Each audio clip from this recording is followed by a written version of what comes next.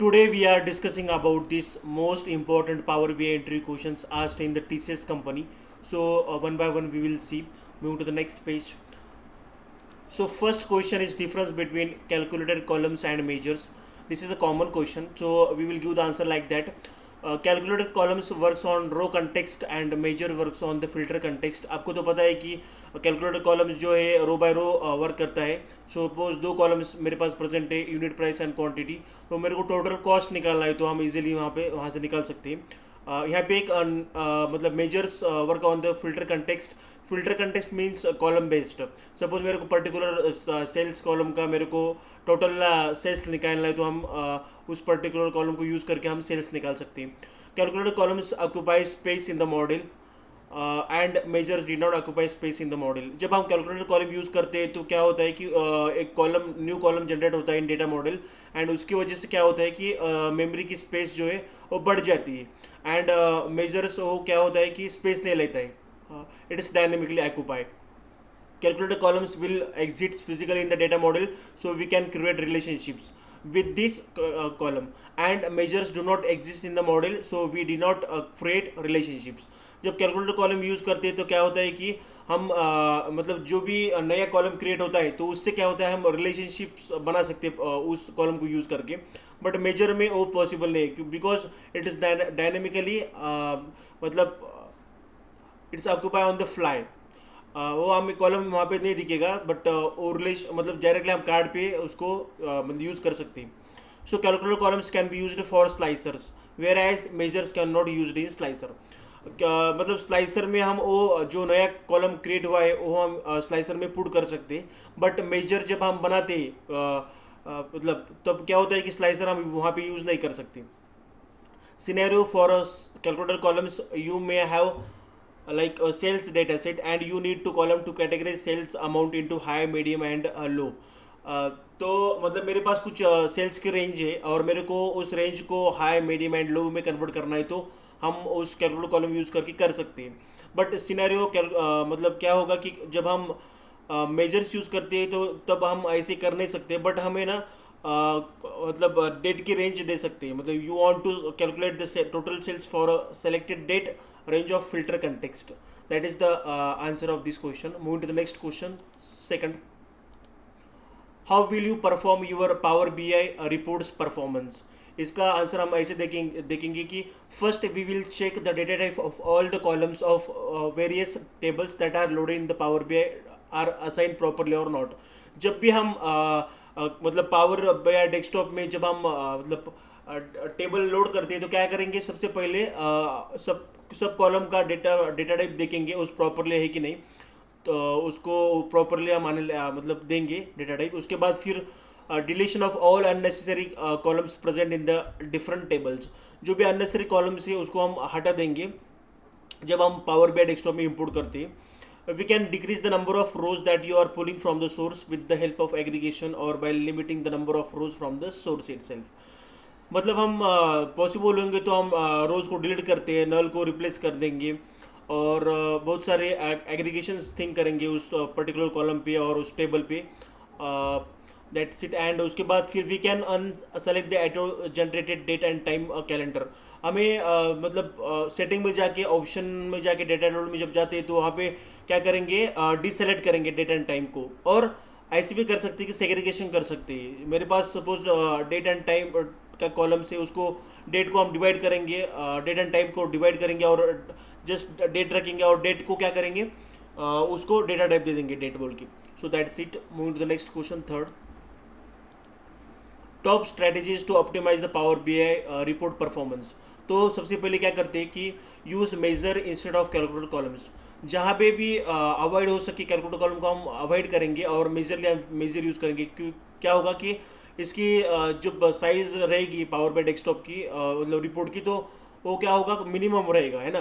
तो next, import only those tables which are needed from the database. जो भी हम टेबल्स का हमें एनालिसिस करना है मतलब विजुअल में शो करना है वही हम क्या करेंगे टेबल्स रखेंगे और अदर जो भी टेबल्स रहेंगे वो रिमूव करेंगे. So use import mode rather than direct query. So import mode majorly हम यूज़ करते हैं यूज़ ऑफ रेफरेंस रहता है डुप्लीकेट, बिकॉज क्या होगा डुप्लीकेट हम यूज़ करेंगे तो टेबल की मतलब पावर BI डेस्कटॉप की साइज़ रिपोर्ट की साइज़ बढ़ेगी और वो स्लो परफॉर्मेंस करेगा। Use light custom visuals also check with performance analyzer option. आपको पता है कि व्यू टैब में जब जाते हैं तो परफॉर्मेंस एनालाइजर ऑप्शन रहता है, उस पर क्लिक करेंगे, हम रिकॉर्ड करेंगे कि ऑल विजुअल्स कितना टाइम ले रहा है मतलब लोड होने में, है ना, मिली सेकंड में रहता है उसका। तो हम उसके वैसे ही हम जो भी मिनिमम विजुअल्स टाइम ले रहा है वही हम रखेंगे, अदरवाइज उसको रिप्लेस कर देंगे अदर विजुअल से। Use of strict text field parameters to consume less space, है ना। Less use of slicer is must. जब जितने भी कम स्लाइसर हम पर्टिकुलर पेज और रिपोर्ट भी यूज़ करेंगे उतना अच्छा रहेगा। स्लाइसर से साइज बढ़ती है रिपोर्ट की। Disable data hierarchy keys, will not connect to fact tables and avoid many many relationships, है ना। मेनी टू मेनी रिलेशनशिप हम अवॉइड करते हैं क्योंकि उसका जब यूज़ करते हैं अम्बिगुअस रिजल्ट आता है और वो अच्छा नहीं रहता है for performance wise. Will avoid quick measures, हम क्विक मेजर्स का ऑप्शन हम यूज़ नहीं करेंगे। Try to avoid use of text data types of columns, text data type हम यूज़ करेंगे, मतलब सॉरी अवॉइड करेंगे इसको majorly. Disable auto date and time, use of bookmarks and buttons, use जब बुकमार्क्स एंड बटन यूज़ करेंगे तो अच्छा रहेगा मतलब एनालिसिस करने में और रिपोर्ट परफॉर्मेंस के लिए। Use of star schema as first preference, second preference snowflake schema and do not use galaxy schema. हम अवॉइड करेंगे कि मेनी विजुअल्स पर पेज, जब एक पेज पे बहुत सारे विजुअल्स यूज़ करते हैं तो अवॉइड करेंगे ना।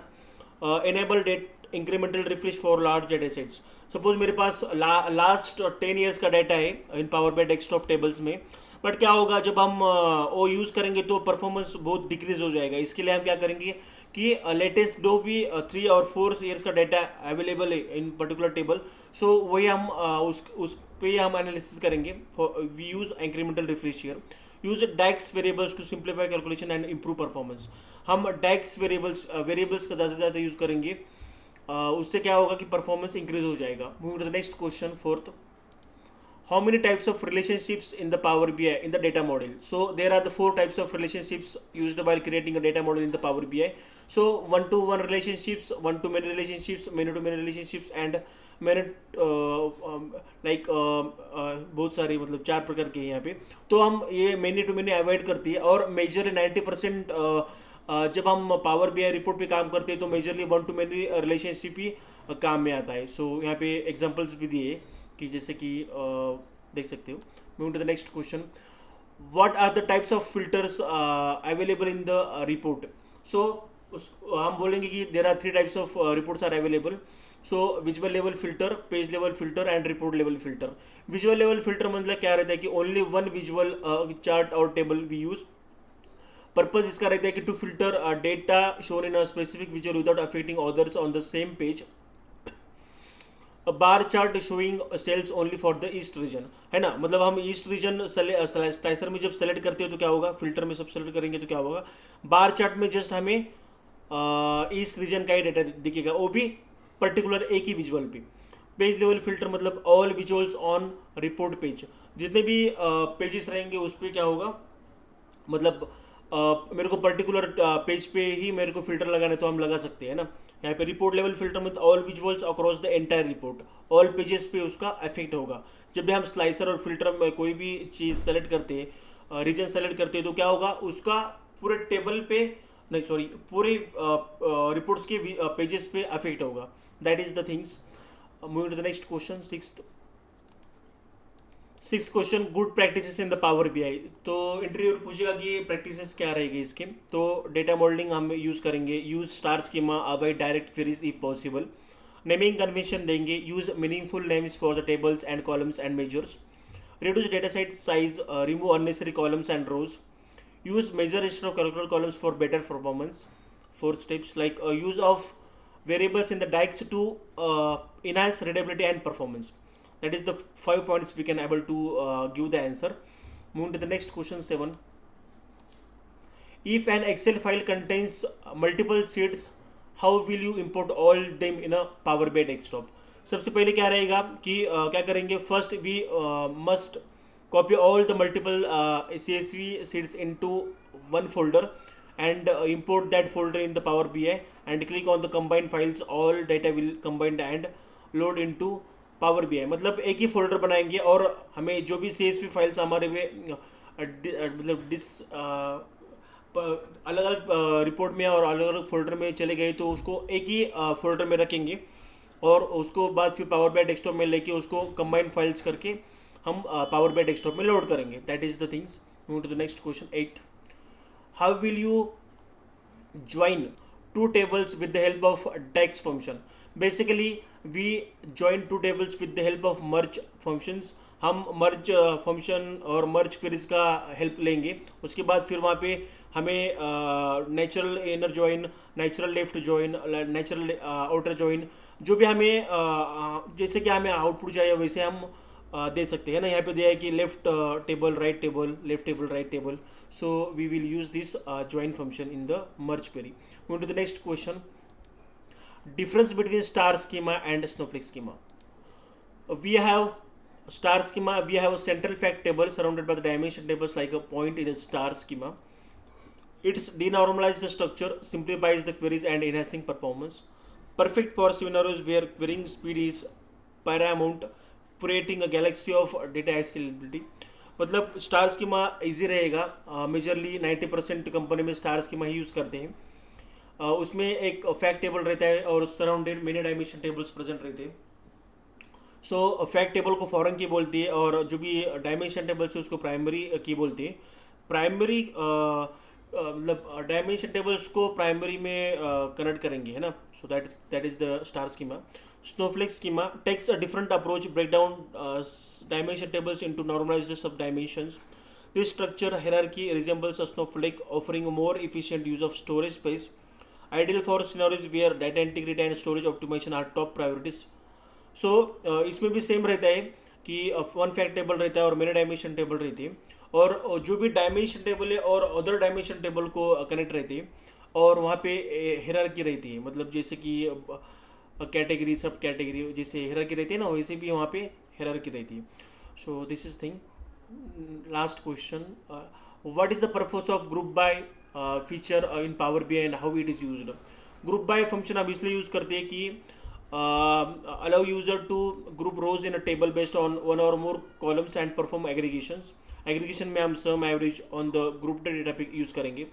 It is used in the Power Query editor to simplify and summarize the data before loading it into the data model. So this is that's it. Thank you.